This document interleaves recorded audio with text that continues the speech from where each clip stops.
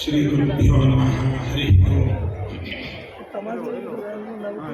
ಜಯತಿ ಹರಿರಚಿಂತ್ಯಃ ಸರ್ವದೇವೈಕವಂದ್ಯಃ ಪರಮಗುರುರಭೀಷ್ಟಾವಾಪ್ತಿದಃ ಸಜ್ಜನಾನಾಂ ನಿಖಿಲಗುಣಗಣಾರ್ಣೋ ನಿತ್ಯ ನಿರ್ಮುಕ್ತದೋಷಃ ಸರಸಿಜನಯನೋऽಸೌ ಶ್ರೀಪತಿರ್ಮಾನುತೋ ನಃ. ಬುದ್ಧಿರ್ಬಲಂ ಯಶೋಧೈರ್ಯಂ ನಿರ್ಭಯತ್ವಂ ಅರೋಗತ ಅಜಾಡ್ಯಂ ವಾಕ್ಪಟುತ್ವಂ ಚ ಹನುಮತ್ಸ್ಮರಣಾತ್ ಭವೇತ್. ಚಿತ್ರೈ ಪದೈಶ್ಚ ಗಂಭೀರೈಃ ವಾಕ್ಯೈರ್ವಾಣೈರ್ಖಂಡಿತೈಃ ಗುರುಭಾವಂ ವ್ಯಂಜಯಂತಿ ಭಾತಿಶ್ರೀ ಜಯತೀರ್ಥವಾಕ್. ಅರ್ಥಿಕಲ್ಪಿತಕಲ್ಪೋऽಯಂ ಅರ್ಥ್ಯರ್ಥಿ ಗಜಕೇಸರಿ ವ್ಯಾಸತೀರ್ಥ ಗುರುರ್ಭೂಯಾತ್ ಅಸ್ಮದಿಷ್ಟಾರ್ಥಸಿದ್ಧಯೇ. ತಪೋ ವಿದ್ಯಾ ವಿರಕ್ತ್ಯಾದಿ ಸದ್ಗುಣೌಘಾಕರಾನಹಂ ವಾದಿರಾಜ ಗುರುನ್ ವಂದೇ ಹಯಗ್ರೀವ ಪದಾಶ್ರಯಾನ್. ಪೂಜ್ಯಾಯ ರಾಘವೇಂದ್ರಾಯ ಸತ್ಯಧರ್ಮ ರತಾಯ ಚ ಭಜತಾಂ ಕಲ್ಪವೃಕ್ಷಾಯ ನಮತಾಂ ಕಾಮಧೇನವೇ. ಸುಷಮೇಂದ್ರ ಕರಾಬ್ಜೋಕ್ತಂ ರಾಘವೇಂದ್ರ ಗುರುಪ್ರಿಯಂ ಸುಯತೀಂದ್ರ ಗುರುಂ ವಂದೇ ಮೂಲರಾಮಾರ್ಚನೆ ರಥಂ. ಸರ್ವೇಪಿ ಸುಖಿನಃ ಸಂತು ಸರ್ವೇ ಸಂತು ನಿರಾಮಯಾಃ ಸರ್ವೇ ಭದ್ರಾಣಿ ಪಶ್ಯಂತು ಸರ್ವೇ ಸುಗುಣಶಾಲಿನಃ. ಇಂದು ಕಲಿಯುಗದ ಕಾಮಧೇನು ಕಲ್ಪವೃಕ್ಷ ಸದೃಶರಾದ ನಮ್ಮ ನಿಮ್ಮೆಲ್ಲರ ಆರಾಧ್ಯ ಗುರುಗಳಾದಂತಹ ಮಂತ್ರಾಲಯ ಪ್ರಭುಗಳು ರಾಘವೇಂದ್ರ ಸ್ವಾಮಿಗಳವರ 353ನೇ ವರ್ಷದ ಆರಾಧನಾ ಮಹೋತ್ಸವದ ಸಪ್ತರಾತ್ರೋತ್ಸವದಲ್ಲಿ 3ನೆಯ ದಿನದ ಉತ್ಸವ ಇಂದು ನಡೀತಾ ಇದೆ. ಗುರುಸಾರ್ವಭೌಮರ ಪೂರ್ವಾರಾಧನಾ ಮಹೋತ್ಸವ ಅರ್ಥಾತ್ ನಾಳೆಯ ದಿನ ಶುಭ ಮುಹೂರ್ತದಲ್ಲಿ ಗುರುಸಾರ್ವಭೌಮರು ಇಹಲೋಕದ ಬಾಹ್ಯ ವ್ಯಾಪಾರವನ್ನು ಮುಗಿಸಿ ಯೋಗ ಶಕ್ತಿಯಿಂದ ಯೋಗಾಸನಾರೂಢರಾಗಿ ವೃಂದಾವನದಲ್ಲಿ ಕುಳಿತು ಭಕ್ತರನ್ನು ಅನುಗ್ರಹಿಸುವಂತಹ ದಿನ ನಾಳೆಯ ದಿನ. ಅಂತಹ ಪರಮ ಪವಿತ್ರವಾದ ಆರಾಧನಾ ಶುಭ ಸಂದರ್ಭದ ಹಿನ್ನೆಲೆಯಲ್ಲಿ ಗುರುಸಾರ್ವಭೌಮರ ಮಹಿಮಾತಿಶಯಗಳನ್ನ ನಾವು ಸ್ವಲ್ಪ ತಿಳಿಬೇಕು. ಆದರೆ ಗುರುಸಾರ್ವಭೌಮರ ಮಹಿಮೆ ಅಪಾರವಾಗಿರ್ತಕ್ಕಂಥದ್ದು. ಈ ಅಪಾರವಾದಂತಹ ಮಹಿಮೆಯನ್ನ ನಾವು ತಿಳಿಯಲಿಕ್ಕೆ ಸಾಧ್ಯವೋ ಅಂತಂದ್ರೆ ರಾಘವೇಂದ್ರ ವಿಜಯದಲ್ಲಿ ನಾರಾಯಣಾಚಾರ್ಯರು ಒಂದು ಮಾತನಾಡ್ತಾರೆ. ಅಸ್ಮದ್ ಗುರುಣಾಂ ಆದಿಕ್ಯಂ ಕವಿ ಗೋವಾನು ವರ್ಣಯೇ. ನಮ್ಮ ಗುರು ಸಾರ್ವಭೌಮರ ಗುರುವರಿಯರ ಆ ಮಹಿಮೆ, ಆ ಕಾರುಣ್ಯ, ಆ ಹೃದಯ ವೈಶಾಲ್ಯತೆ, ಹೃದಯದ ಶ್ರೀಮಂತಿಕೆ, ಅವರ ತಪಸ್ಸು, ಅವರ ವೈರಾಗ್ಯ ಇವುಗಳನ್ನ ಯಾರಿಂದಲೂ ಕೂಡ ವರ್ಣನೆ ಮಾಡಲಿಕ್ಕೆ ಸಾಧ್ಯವಿಲ್ಲ. ಹೀಗಿರುವಾಗ ನಮ್ಮಂತಹವರಿಂದ ಗುರುಗಳ ಮಹಿಮೆಯನ್ನು ವರ್ಣನೆ ಮಾಡಲಿಕ್ಕೆ ಸಾಧ್ಯವೋ ಅಂತನ್ನುವಂತಹ ಒಂದು ಪ್ರಶ್ನೆ ಬಂದ್ರೆ ತಥಾಪಿ ತತ್ಪ್ರಸಾದೇನ ಭಕ್ತ್ಯಾ ಕಿಂಚಿತ್ ವದಾಮ್ಯಹಂ ಅಂತಂದ್ರು. ಇಷ್ಟು ಅಪಾರವಾದ ಮಹಿಮಾ ಸಂಪನ್ನರಾಗಿದ್ದರೂ ಕೂಡ ಅವರ ಅನುಗ್ರಹದಿಂದ, ಅವರ ಆಶೀರ್ವಾದದಿಂದ ಸ್ವಲ್ಪ ಮಹಿಮೆಯನ್ನು ನಾನು ಹೇಳ್ತೇನೆ ಅಂತ ನಾರಾಯಣಾಚಾರ್ಯರು ತಮ್ಮ ರಾಘವೇಂದ್ರ ವಿಜಯದಲ್ಲಿ ಸಂಕಲ್ಪ ಮಾಡಿದರು. ಅಂತಹ ಗುರುಗಳ ಮಹಿಮೆಯನ್ನ ನಾವು ಎಷ್ಟು ಹೇಳಲಿಕ್ಕೆ ಸಾಧ್ಯ ಅಂತಂದ್ರೆ ಅಗಮ್ಯ ಮಹಿಮಾ ಲೋಕೆ ರಾಘವೇಂದ್ರೋ ಮಹಾಯಶಃ ಅಂತಂದಿದ್ದಾರೆ ಅಪಣಾಚಾರ್ಯ. ಅವರ ಮಹಿಮೆ ಅದು ಅಪಾರವಾದದ್ದು. ಎಲ್ಲ ಆಯಾಮಗಳಲ್ಲಿಯೂ ಕೂಡ ಗುರು ಸಾರ್ವಭೌಮರು ತಮ್ಮ ಮಹಿಮೆಯನ್ನ ತೋರಿಸಿದ್ದಾರೆ. ದೀನ ದಲಿತರ ಉದ್ಧಾರದಲ್ಲಿ, ತಪಸ್ಸಿನಲ್ಲಿ, ತಮ್ಮನ್ನು ಕಷ್ಟ ಕಾರ್ಪಣ್ಯಗಳಿಂದ ಅರಸಿ ಬಂದು ಅವರನ್ನ ಬೇಡಿ ಬಂದಂತಹ ಅವರ ಮನೋಭೀಷ್ಟಗಳನ್ನು ಪೂರ್ಣ ಮಾಡುವುದರಲ್ಲಿ, ನಿಸ್ಸಂತಾನರಾಗಿ ನಿರಾಶಾ ಜೀವನದಲ್ಲಿ ತಪ್ತರಾಗಿ ಬಂದಂತಹವರಿಗೆ ಸತ್ಸಂತಾನಗಳನ್ನು ಕರುಣಿಸಿ ಅವರನ್ನ ಸಂತೈಸುವಂತಹ, ಅನುಗ್ರಹಿಸುವಂತಹ ವಿಷಯದಲ್ಲಿ, ಕಡು ದಾರಿದ್ರ್ಯದಲ್ಲಿ ಬಳಲಿ ಬೆಂಡಾಗಿ ಬಂದಂತಹ ವ್ಯಕ್ತಿಗಳಿಗೆ ಅತ್ಯಂತ ಶ್ರೀಮಂತಿಕೆಯಿಂದ ಅವನನ್ನ ಅನುಗ್ರಹಿಸಿರತಕ್ಕಂಥದ್ದು. ಅದೇ ರೀತಿಯಾಗಿ ಅಕ್ಷರಹೀನನಾದಂತಹ, ನಿರಕ್ಷರ ಕುಕ್ಷಿಯಾದಂತಹ ವ್ಯಕ್ತಿ ಗುರುಗಳ ಬಳಿ ಬಂದಾಗ ಅವನು ಸಹಸ್ರ ಜಿಹ್ವೆಯ ಶೇಷನಂತೆ ವಿದ್ಯಾವಂತನಾಗಿ ಅನುಗ್ರಹೀತನಾಗಿರ್ತಕ್ಕಂಥದ್ದು. ಋಣಬಾಧೆಯಿಂದ ಬಳಲಿ ಬೆಂಡಾಗಿ ಬಂದಂತಹ ವ್ಯಕ್ತಿಗಳಿಗೆ ಋಣಬಾಧೆಯಿಂದ ಪರಿಹಾರ ಮಾಡಿದಂತಹದ್ದು. ಭೂತ ಪ್ರೇತ ಪಿಶಾಚಾದಿ ದುರ್ಬಾಧೆಗಳಿಂದ ಬಳಲಿದಂತಹವರಿಗೆ ಆ ಬಾಧೆಗಳನ್ನು ಪರಿಹಾರ ಮಾಡಿ ಉತ್ತಮವಾಗಿ ಅನುಗ್ರಹಿಸಿರುವಂತಹ, ಹೀಗೆ ಎಲ್ಲ ಆಯಾಮಗಳಲ್ಲಿಯೂ ಕೂಡ ಅನುಗ್ರಹವನ್ನ ಮಾಡಿರತಕ್ಕಂತಹ ಮಹಾನುಭಾವರ ಮಹಿಮೆಯನ್ನ ನಮ್ಮಂತಹ ಸಾಮಾನ್ಯರಿಂದ ಕೊಂಡಾಡಲಿಕ್ಕೆ ಸಾಧ್ಯವಿಲ್ಲ. ಅದಕ್ಕೆಂದೇ ಗುರುಸಾರ್ವಭೌಮರು ಭಕ್ತೃ ಹೃದಯದಂತೆ ಕೀರ್ತಿತರಾಗಿದ್ದಾರೆ. ಹೇಗೆ ತಾಯಿ ದುಃಖದಿಂದ ತಬ್ಬಲಿಯಾಗಿ ತನ್ನ ಬಳಿ ಬರುವಂತಹ ಕಂದನನ್ನ ಬಿಗಿದಪ್ಪಿ ಆ ಕಂದನನ್ನ ಸಂತೈಸಿ ಅವನನ್ನು ಸಂತೋಷಪಡಿಸಿ ಅವನನ್ನು ಮುದ್ದಾಡುವಂತೆ ಗುರುಸಾರ್ವಭೌಮರ ಕಂದರಾದಂತಹ ನಮ್ಮನ್ನೆಲ್ಲರನ್ನೂ ಕೂಡ ತಮ್ಮ ಸನ್ನಿಧಾನದಲ್ಲಿ ತಮ್ಮ ಕೃಪಾದೃಷ್ಟಿಯನ್ನ ಮಂದಹಾಸವನ್ನ ಬೀರುವ ಮೂಲಕ ತಮ್ಮ ತೊಡೆಯಲ್ಲಿ ಕುಳ್ಳಿರಿಸಿ ತಮ್ಮ ಅಮೃತ ಹಸ್ತವನ್ನ ನಮ್ಮ ಎಲ್ಲ ಜನತೆಗೆ ನೀಡಿ ಅನುಗ್ರಹಿಸುವಂತಹ ಮಹಿಮೆ ಇನ್ನೇನು ಕೊಂಡಾಡಲಿಕ್ಕೆ ಸಾಧ್ಯ. ಅಂತಹ ಮಹಾಮಹಿಮರ 353ನೇ ವರ್ಷದ ಆರಾಧನಾ ಮಹೋತ್ಸವ ಈ ಸಪ್ತರಾತ್ರೋತ್ಸವ ಸಂಪನ್ನವಾಗಿದೆ. ಈ ಸಂದರ್ಭದಲ್ಲಿ ಗುರುಗಳ ಅನುಗ್ರಹದಿಂದ ಶ್ರೀಮಠದ ಅನೇಕ ಅಭಿವೃದ್ಧಿ ಯೋಜನೆಗಳನ್ನ ನಾವು ಕೈಗೆತ್ತಿಕೊಂಡು ಅದನ್ನ ಯಥೋಚಿತವಾಗಿ ಪೂರ್ಣ ಮಾಡಿದೆ. ಅದೆಲ್ಲ ಗುರುಗಳು ಮಾಡಿಸಿರ್ತಕ್ಕಂಥದ್ದು. ಮಧ್ವ ಮಾರ್ಗದ ಮುಂದುವರಿದಂತಹ ಈ ಕಾರಿಡಾರನ್ನ, ಅದನ್ನು ಬಹುಕೋಟಿ ಮೌಲ್ಯದ ಕಾರಿಡಾರನ್ನ ನಿನ್ನೆಯ ದಿನ ಲೋಕಾರ್ಪಣೆ ಮಾಡಿದೆ.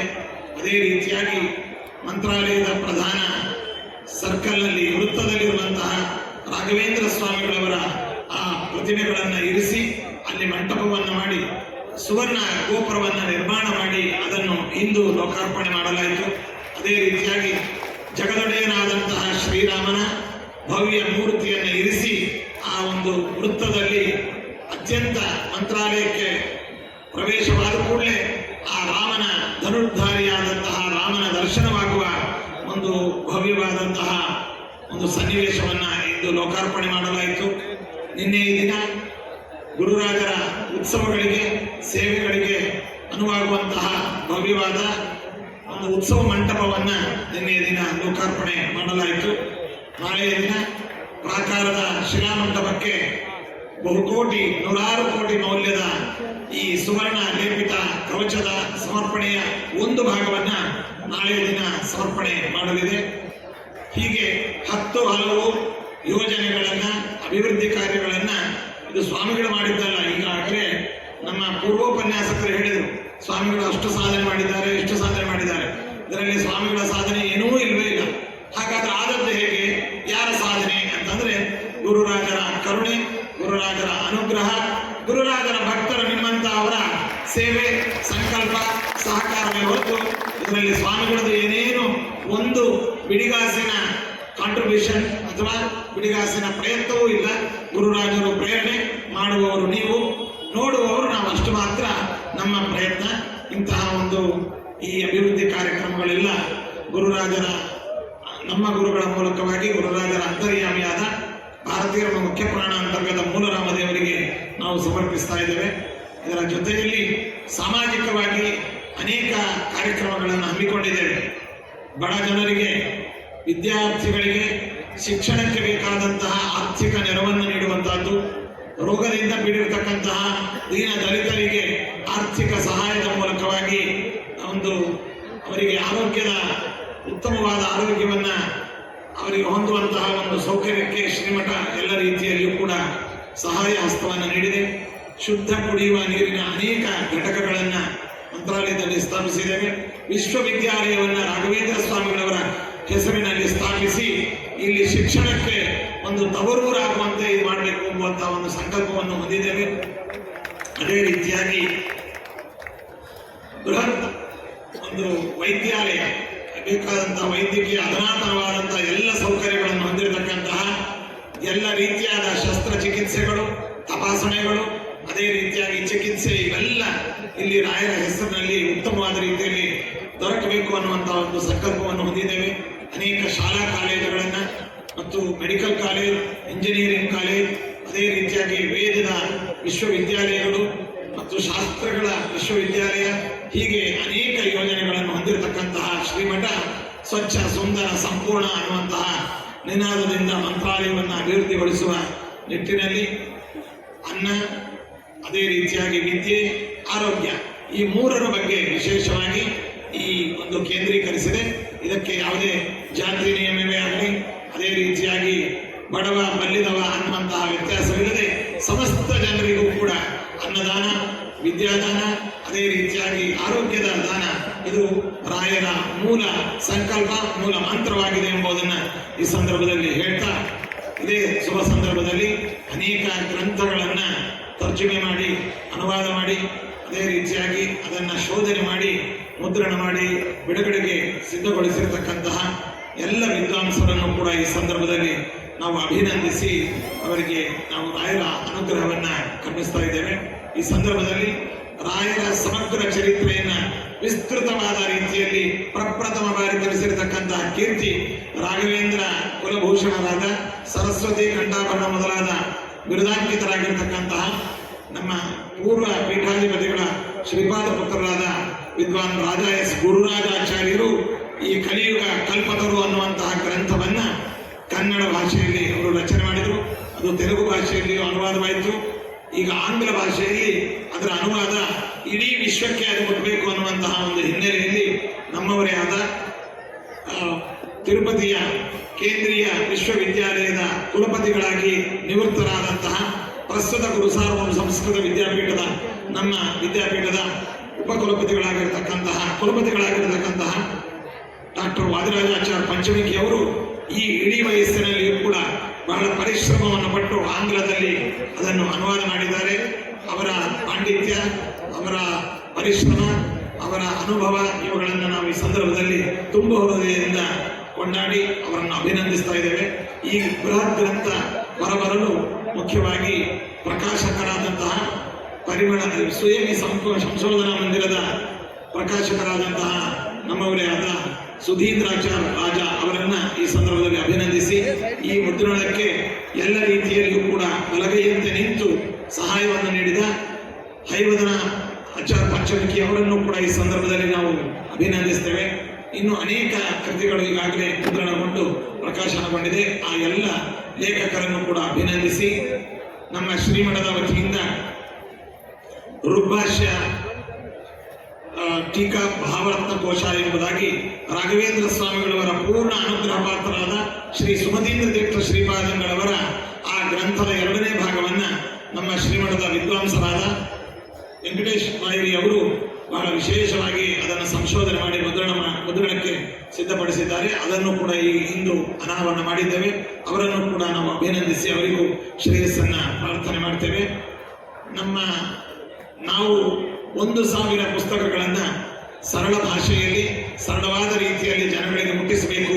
ಕನ್ನಡ ಭಾಷೆಯಲ್ಲಿ 1,000, ಆಂಗ್ಲ ಭಾಷೆಯಲ್ಲಿ 1,000, ತೆಲುಗು ಭಾಷೆಯಲ್ಲಿ 1,000, ತಮಿಳು ಭಾಷೆಯಲ್ಲಿ, ಹಿಂದಿ ಭಾಷೆಯಲ್ಲಿ, ಮರಾಠಿಯಲ್ಲಿ, ಹೀಗೆ ಎಲ್ಲ ಭಾಷೆಗಳಲ್ಲೂ ಕೂಡ ಜನಗಳಿಗೆ ಸನಾತನ ಹಿಂದೂ ಧರ್ಮದ ಪರಿಚಯಿಸಬೇಕು ಮತ್ತು ನಮ್ಮ ಶ್ರೀಮದ್ ಆಚಾರ್ಯರ ಸತ್ಸಿದ್ಧಾಂತದ ಕೊಡುಗೆಯನ್ನು ಪರಿಚಯಿಸಬೇಕು ಅನ್ನುವಂತಹ ಒಂದು ಸಂಕಲ್ಪದಿಂದ ಹೀಗೆ ನಾವು ಬಿಡುವಿದ್ದಾಗೆಲ್ಲ ಆ ಪುಸ್ತಕಗಳನ್ನು ಮೌಖಿಕವಾಗಿ ಡಿಕ್ಟೇಷನ್ ರೂಪವಾಗಿ ನಾವು ಹೇಳ್ತಾ ಬಂದಂತಹ ಚಿಕ್ಕ ಚಿಕ್ಕ ಪುಸ್ತಕಗಳನ್ನು ಈಗ ಸುಮಾರು 600ಕ್ಕೂ ಮಿಗಿಲಾದಂತಹ ಪುಸ್ತಕಗಳು ಈಗಾಗಲೇ ಹೊರಬಂದಿದೆ. ಅದನ್ನ ಯೋಜನೆ ಮಾಡ್ತಾ ಇರ್ತಕ್ಕಂಥ ನಮ್ಮ ಮಠದ ವಿದ್ವಾಂಸರಾದ ಬೆಮ್ಮತ್ತಿ ವೆಂಕಟೇಶಾಚಾರ್ಯ ಅವರನ್ನು ಕೂಡ ಈ ಸಂದರ್ಭದಲ್ಲಿ ಅಭಿನಂದಿಸಿ, ಈ ಶುಭ ಸಂದರ್ಭದಲ್ಲಿ ಕಲಿಯುಗ ಕಲ್ಪತರು ಆಂಗ್ಲ ಅನುವಾದಕ್ಕೆ ದೇಶದ ನಮ್ಮ ಜನಪ್ರಿಯ ಪ್ರಧಾನಮಂತ್ರಿಗಳಾಗಿರ್ತಕ್ಕಂತಹ ನರೇಂದ್ರ ಮೋದಿ ಅವರು ತಮ್ಮ ಫಾರ್ವರ್ಡ್ ಮೆಸೇಜ್ ಅನ್ನು ಕೂಡ ಕಳಿಸಿದ್ದಾರೆ. ಅವರನ್ನು ಕೂಡ ನಾವು ಈ ಸಂದರ್ಭದಲ್ಲಿ ಅಭಿನಂದಿಸ್ತೇವೆ.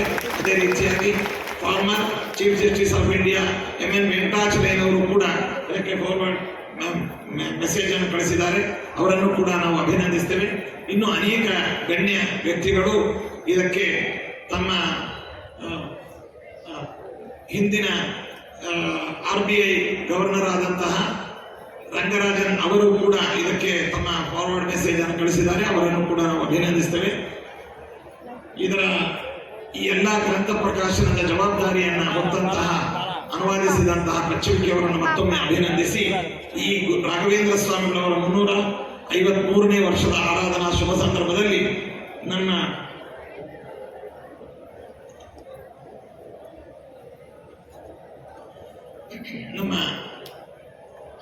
ಸನ್ಮಾನಿತರಲ್ಲಿ ಮುಖ್ಯವಾಗಿ 3 ಜನ ಗಣ್ಯ ವ್ಯಕ್ತಿಗಳು ನಮ್ಮ ವೇದಿಕೆಯಲ್ಲಿದ್ದಾರೆ. ಇವರ ಬಗ್ಗೆ ನಾವು ಒಂದೆರಡು ಮಾತುಗಳನ್ನ ಅಭಿಮಾನದಿಂದ ಹೇಳಲಿಕ್ಕೆ ಹೊರತು ಅವರ ಮಾಹಿತಿಯನ್ನು ಹೇಳಲಿಕ್ಕೆ ದೊಡ್ಡ ಒಂದು ದೀರ್ಘಕಾಲದ ಅವಧಿಯೇ ಬೇಕಾಗುತ್ತೆ. ನಮ್ಮ ಪ್ರಕಾಶನಾಥ್ ಸ್ವಾಮೀಜಿಯವರು ಮ್ಯಾನೇಜಿಂಗ್ ಡೈರೆಕ್ಟರ್ BGS ಮತ್ತು SJVIT group of institutions and hospitals Bangalore. ಅವರು ದೊಡ್ಡ ಸಂಸ್ಥೆ ಸಾಮ್ರಾಜ್ಯವನ್ನು ಕಟ್ಟಿದ್ದಾರೆ. ಅವ್ರ ಬಗ್ಗೆ ಹೇಳಬೇಕು ಅಂತಂದ್ರೆ ಒಂದು ಸೂರ್ಯನನ್ನ ತೋರಿಸಿ ಇದು ಸೂರ್ಯ ಅಂತ ಹೇಳಿದ್ರೆ ಎಷ್ಟು ಆಭಾಸವಾಗುತ್ತೋ ಪ್ರಕಾಶನಾಥ್ ಸ್ವಾಮೀಜಿ ಅವರನ್ನ ತೋರಿಸಿ ನಾವು ಇವರ ಸಾಧನೆಯನ್ನು ಹೇಳಿದ್ರೆ ಅಷ್ಟೇ ಆಭಾಸವಾಗುತ್ತೆ. ಯಾಕೆಂತಂದ್ರೆ ಸರಳ ವ್ಯಕ್ತಿತ್ವ ಮತ್ತು ಪಾರದರ್ಶಕತೆ, ಸಹಾಯಕತೆ, ಅದೇ ರೀತಿಯಾಗಿ ಮಂದಹಾಸ, ಎಲ್ಲರಿಗೂ ಕೂಡ ತಮ್ಮ ಸಹಾಯ ಸಹಕಾರ ಅನುಭವಗಳನ್ನು ಹಂಚಿಕೊಂಡು ಎಲ್ಲರ ಜೊತೆಯಲ್ಲಿ ಬೆರೆತಂತಹ ಮಹಾನ್ ಚೇತನ ನಮ್ಮ ಪ್ರಕಾಶನಾಥ್ ಸ್ವಾಮೀಜಿಯವರು. ನಮ್ಮ ವೈದಿಕ ವಾಂಗ್ಮಯದಲ್ಲಿ ಒಂದು ಮಾತು ಬರುತ್ತೆ, ತ್ಯಾಗೇನೈಕೆ ಅಮೃತತ್ವ ಮಾನಶುಹು ಎಂಬುದಾಗಿ. ತ್ಯಾಗದಿಂದ ಮಾತ್ರ ನಾವು ಅಮೃತತ್ವವನ್ನು ಪಡೆಯಲಿಕ್ಕೆ ಸಾಧ್ಯ ಅಂತ. ಅದಕ್ಕೆ ನಿದರ್ಶನ ನಿಜವಾಗಲೂ ವೈದಿಕ ಮಂತ್ರದ ಒಂದು ಪ್ರತ್ಯಕ್ಷ ನಿದರ್ಶನವನ್ನು ನಾವು ನೋಡಬೇಕು ಅಂತಂದ್ರೆ ನಮ್ಮ ಪ್ರಕಾಶನಾಥ್ ಸ್ವಾಮೀಜಿಯವರು.